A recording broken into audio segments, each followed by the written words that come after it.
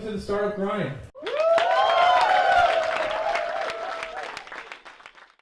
So when you have had your tough decisions to make, how do you make tough decisions? Do you talk to your wife? Do you talk to your uncle? Do you talk to your brother? Do you talk to how do you make tough decisions? Yeah, it's a great question. So first of all, one of the things on mentoring that I really recommend, and this is true of everybody. I mean, I've given this advice to my brother. Like, every one of you is the CEO of your life, and to be a good CEO, I think having a sort of a kitchen cabinet of people and advisors, and some of those can be, that are, I mean, it could be someone like one of my board members is very good at this, and we can just brainstorm, and we can kind of step outside that traditional board member CEO relationship. For sure, I have family members that have context on the industry that I'll talk to, and then creating some friendships. And by the way, one of the things like this truism is that on the one hand, the CEO position can be lonely. That is absolutely true. And one of the things that's kind of weird is most CEOs never want to lower the force field because they're so nervous that, like, if they start talking about like what's not working, that's going to get back to their investor or somebody, or it's going to get out in town. So mostly you get you can know someone's business is absolutely screwed, and you'll be like, hey, how's things? Well, great. We're raging. And so I think finding and fostering some peer relationships where you can get people that you build trust, and there's a company here, PayScale, where I've got to know Mike really well, and so he's part of that kitchen cabinet that I'll bounce ideas off, and I think.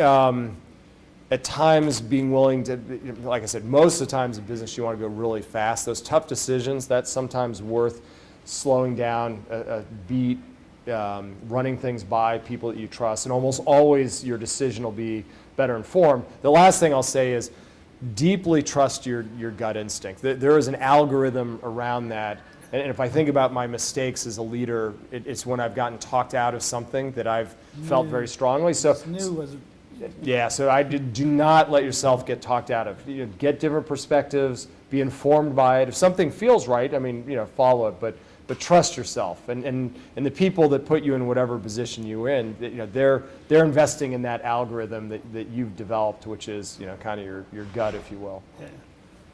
I think one of the things that I think, especially first-time founders have a tendency to do is you start listening to smart people.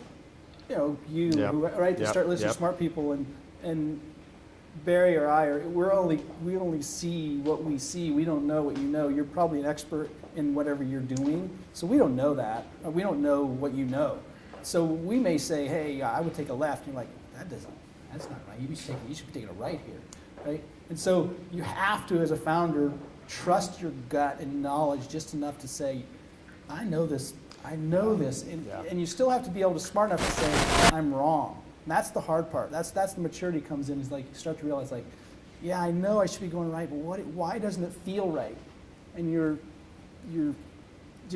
instincts will start to squirrel up the top, and that's when you're like, I want to underscore that, and especially so. Look, everyone will come up through a particular leg of the business. So if you're a technical person, you come up through engineering or product. Salespeople come up through sales, marketing, so forth.